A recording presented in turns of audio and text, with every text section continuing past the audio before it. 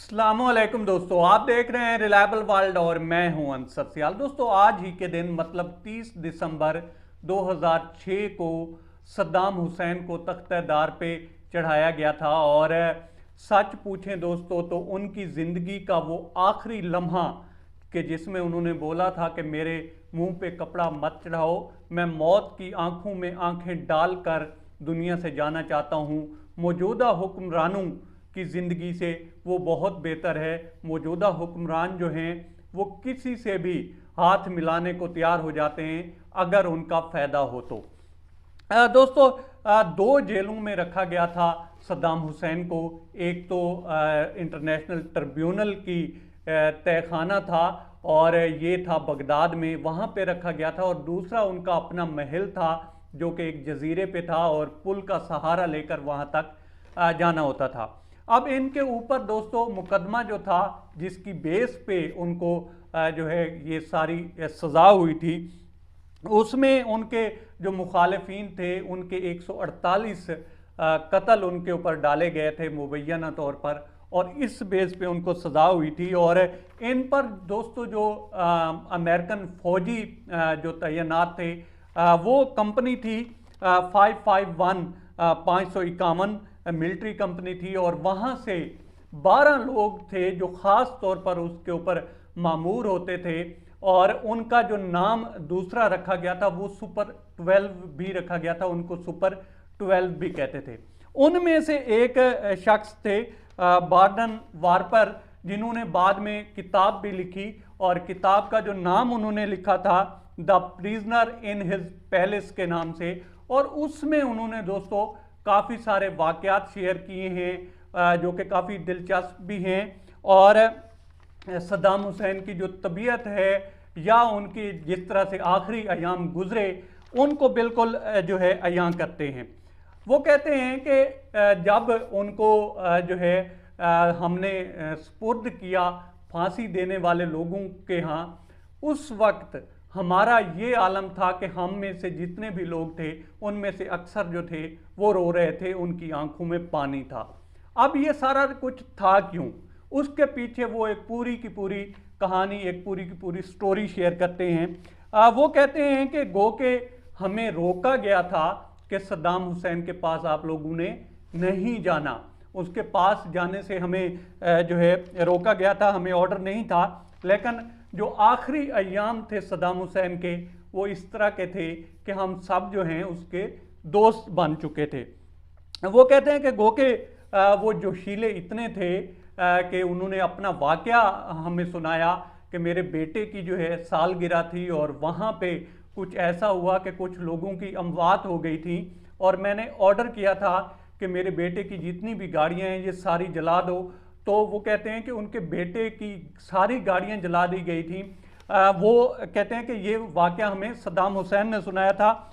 लेकिन जो उनकी आखिरी उनके अयाम थे वो कहते हैं कि काफ़ी जो है पुर इत्मीनान थे, और काफ़ी वो उस वक्त जो है नरम खूह हो चुके थे, और खाने में जो है वो मीठे के बहुत ज़्यादा शौकीन थे और मुनफरिद खाना उनको अच्छा भी लगता था।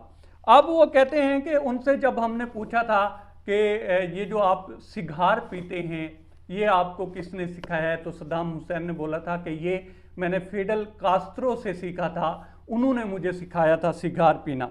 अब आखिरी अयाम में वो कहते हैं कि इतने रहम दिल हो गए थे सद्दाम हुसैन के, हम में से वो जो सुपर 12 की टीम थी उनमें से एक के भाई की डेथ हुई, तो उन्होंने सद्दाम हुसैन को बताया, तो उन्होंने उनके जो है कंधे पे हाथ रखा और कहा कि आप फिक्र मत करें, आज से आप मुझे अपना भाई ही समझें। फिर वो आगे लिखते हैं कि एक डॉसन नामी 20 साल नौजवान थे, वो भी हमारे ही सुपर 12 में शामिल थे। उनको जो है सद्दाम हुसैन ने अपना कोट गिफ्ट किया, और उन्होंने जब पहना हुआ था तो हम सारे उसका मजाक उड़ा रहे थे क्योंकि कोट बहुत बड़ा था और वो बिल्कुल जो है उनकी जिसामत के जो है मुताबिक आता नहीं था, तो हम उसके ऊपर हंस रहे थे।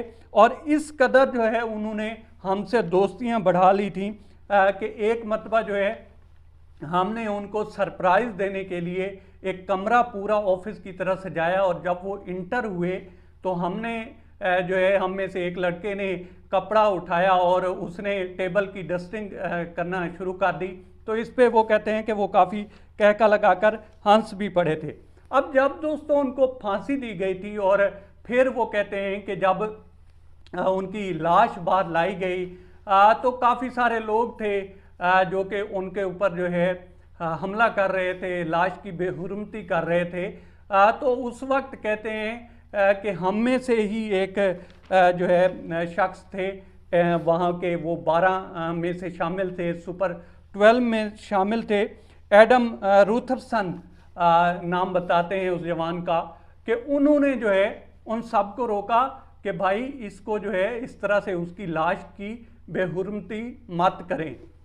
लेकिन वो कहते हैं कि लोग काफ़ी जज्बाती थे, मुख्तलिफ तरह की लोगों ने जो है इस तरह की हरकतें की, और इसी पे जब वो रोक रहे थे तो हमने जो है रूथरसन को रोका कि आप मत करें, लोग जो कर रहे हैं उनको करने दें।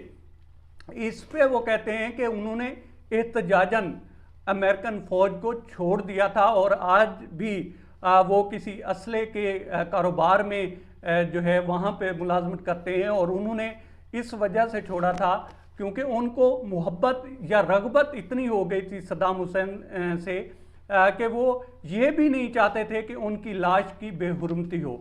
और दोस्तों ये वही सद्दाम हुसैन है कि जब वो चले गए उसके बाद जो मिडल ईस्ट का हाल हुआ है सबके सामने है।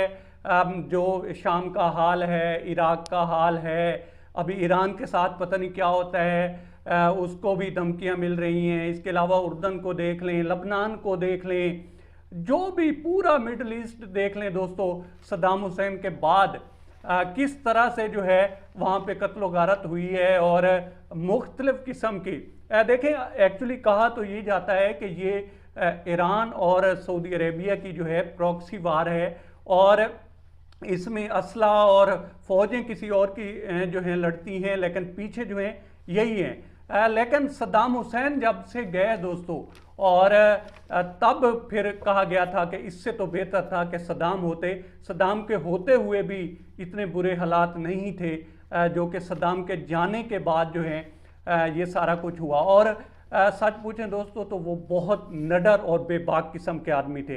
हाँ, अभी भी लोग जो हैं उनके ऊपर मुख्तलिफ किस्म की जो है जुमले कसते हैं, भक्तियाँ कसते हैं, लेकिन उस जैसा निडर और बेबाक आदमी, और स्पेशली फ़ौज से आया हुआ और जिसका ताल्लुक़ जो है अरब ममालिक से हो, मैंने नहीं देखा। बहरहाल ये थे सद्दाम हुसैन जिसकी स्टोरी मैंने आपके सामने रखी दोस्तों। अब तक इतना ही। आप दोस्तों से रिक्वेस्ट है कि आप हमारे चैनल का विज़िट करें, और अगर आपको हमारे चैनल का कंटेंट पसंद आए तो इसे सब्सक्राइब करें। तामुन के लिए शुक्रिया दोस्तों। अल्लाह हाफ़िज़।